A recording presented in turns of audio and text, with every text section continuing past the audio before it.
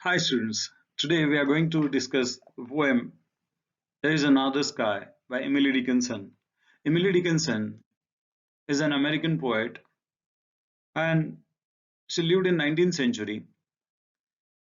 She lived a lonely life. Her poems are motivational and philosophical. They are unique to her era and they are characterized by simple and short lines. She often used slant rhymes, unconventional capitalization and punctuation in her poem. Unconventional capitalization and unconventional punctuation in her poem is used by her. Her poems are psalms and hymns of life. Psalm and hymn generally it's a poetic composition in praise of God, what we call stotra in Hindi or in Marathi. So her poems are psalms and hymns of life in all its shade. So different shades of life are praised in her poems and therefore they are called as psalms and hymns of life.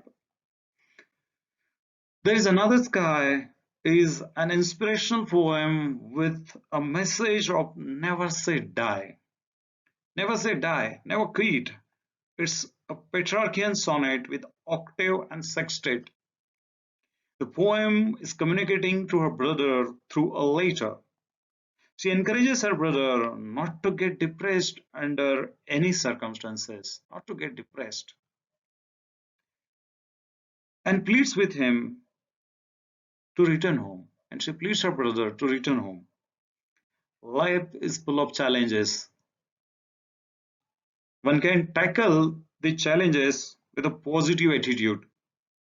The poem ends on an optimistic note. The brighter garden stands for choices that life offers to all. The poem ends on an optimistic note, on a positive note, on a hopeful note that life offers choices to all. If one door is closed, the another door opens. If one opportunity has gone, there is always an opportunity waiting for you. But you need to stop thinking about the lost opportunity. Then only you'll be able to see another opportunity eagerly waiting for you. Emily Dickinson, like all other American poets, write, writes symbolic literature. You will find her literature is rich with symbols. In this poem also, try to find out different type of symbols, suggestive, evocative, emotive words that Emily Dickinson has used. Symbols are the words which are suggestive, emotive, evocative, which do not tell things directly, but indirectly they suggest things, emotions. So let's enjoy learning the poem There is Another Sky.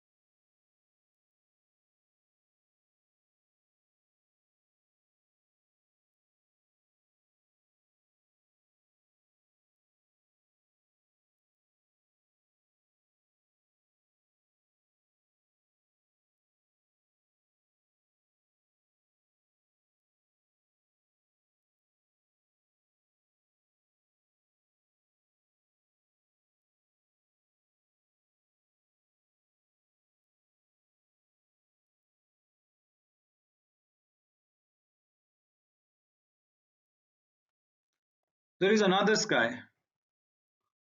There is another sky, ever serene and fair, and there is another sunshine, though it be darkness there. Never mind faded forest, Austin, never mind silent fields. Here is a little forest whose leaf is evergreen. Here is a brighter garden where not a frost has been. Where not a frost has been, in its unfolding flowers, I hear the bright bee hum. Prithi, my brother, into my garden come, by Emily Dickinson. Let's see the first stanza, the octet of this poem, the octet of this Petrarchian sonnet. Let us see what does the poetess Emily Dickinson says here. There is another sky ever serene and fair. Another sky is an example of metonymy. Metonymy means symbol. Another sky is a symbol of higher goal. There is another goal. If you have failed to achieve one goal, there is always another goal. There is always another higher goal. Ever serene and fair, and that another goal is ever serene. There is always calm, just. It's always calm and just for you, suitable for you. And there is another sunshine, and there is another sunshine. There is another hope. If you have lost one, there is always another hope. Though it be darkness there, it may be darkness there where you are right now, but never mind faded forest. Never mind faded forest. Faded forest. Sound papa is repeated. Alliteration. Never mind faded forest. Never mind darkness where you are. Austin. Never mind faded forest. Though it be darkness there. Never mind silent fields. Never mind silent fields. The fields are described as silent because probably it is an infertile land and there are no crops. So there is no sound of trees and crops. Never mind silent fields. Here is a little forest whose leaf is evergreen. And here is a little forest whose leaf is evergreen. And the leaf of this forest, which is here, its leaf is evergreen. Green. Green leaf stands for hope. It stands for optimism. There is always a hope. Where you are, there might not be green forest, but there is always a green leaf somewhere. Wherever you are, it may be faded forest there. There may be no hope. There may be darkness. There may be pessimism. There may be failure. But there is always a green leaf here. There is always hope. Here is a little forest whose leaf is evergreen. So don't forget that there is always hope. There is always a silver lining. Even the darkest cloud has a silver lining. Don't forget, there is always hope in the worst conditions. But if you think about the hopes, you will be able to see them. But if you just focus your attention on failures, on darkness, then you will not be able to see that silver lining. Let us see the poetic devices used in this stanza, in this sextet. I'm sorry, it's not sextet, it is octet. Another sky, as I told you, is an example of metonymy. Metonymy means symbolism. Ever serene. What do you understand by serene? Serene means peaceful, silent. There is another sunshine, another hope. If you have lost one hope, there is another hope. If one door is closed, there is another door always open for you. Though it be darkness there, though it be frustration, disappointment there. Never mind faded forest.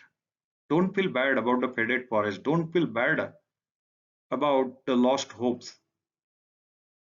Austin is the name of her brother. She's addressing this to her brother Austin. She's trying to motivate him. She's trying to show him the hope.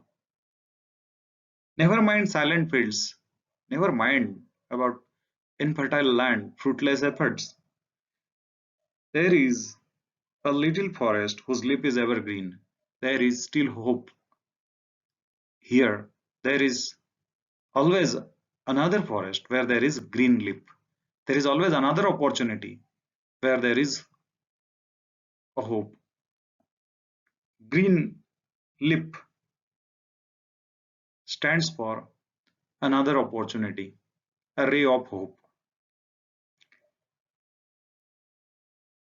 Here you can see another sky, as I told you, symbolism or metonymy. Then another sunshine, another symbol. Sunshine stands for hope. Symbols you can call as metonymy. Though it be darkness there, darkness again a symbol. Hope, loss of hope, frustration. Never mind, faded forest. Sound purple is pleasingly repeated. It's an alliteration. Initial pleasing repetition of initial sounds is called as alliteration. It's an example of alliteration. Austin is the name of a brother. Never mind silent fields. Silent fields is another symbol used by the poet. Silent fields stand for fields without any crop. As there are no crop, there is no sound. And though you are in a field where there is no crop, no harvest, don't forget that there is another field, there is another forest where you can find green leaf, where there is sound, where there is no silence, there is sound and rustle of crops, trees. There is another green leaf. Green leaf stands for hope, fruitful opportunity. So this was all about the first stanza of the poem, There is Another Sky. I hope you understood. Let's move to the next stanza. Here is a brighter garden where not a frost has been. In its unfading flowers, I hear the bride bee hum. Pretty, my brother, into my garden come. Dear students, this is the sextet, the second stanza, second part of the Petrarchian sonnet. There is Another Sky, written by Emily Dickinson. And the inspirational tone continues in the second stanza. Here's a brighter garden. Brighter garden symbolically means choices, opportunities. Here is a brighter garden. Here are opportunities where not a frost has been.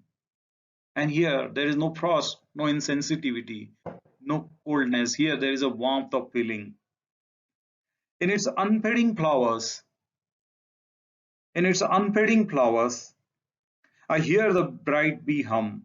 In its unfading flower, the flowers in this garden never fade. So unfading flower stands for unfading hope, unyielding hope. Unfading flowers symbolically means never die spirit, indomitable hope and will. I hear the bright bee hum, and where you are, there might not be warmth of feeling. There people might be insensitive, but come to my garden. There is warmth of feeling. There is sensitivity. There is eternal hope. There is always hope. There are always choices, but you need to look at them. I hear the bright bee hum in this brighter garden of mine. I hear the bright bee hum. Humming symbolizes happiness. Here there is happiness. Here there are opportunities. Here there is hope. Here there are feelings, warmth. Priti, my brother, into my garden come. Priti is a nickname of her brother. Priti, my brother, come to my garden. And she is inviting her brother, appealing her brother to come to her garden of hopes, optimism, warmth of feeling, and happiness. Brighter garden is an example of symbolism, metonymy.